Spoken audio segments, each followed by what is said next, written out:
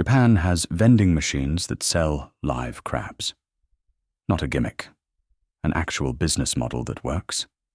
Japan has around 4 million vending machines, roughly one for every 31 people. That's the highest density on the planet. And they're not just selling drinks. Hot ramen, fresh eggs, neckties, umbrellas, all from a box on the street with 0 staff. But here's the part most people miss. This isn't really about technology at all. It's about economics and trust. Urban land in Japan is incredibly expensive. Hiring someone to run a small transaction counter all day costs even more. An unstaffed machine solves both problems instantly.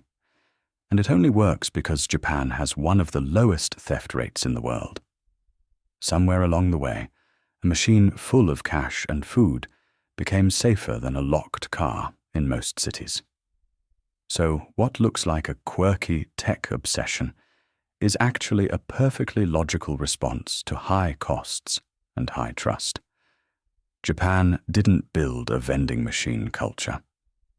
It built a society where vending machines made complete sense.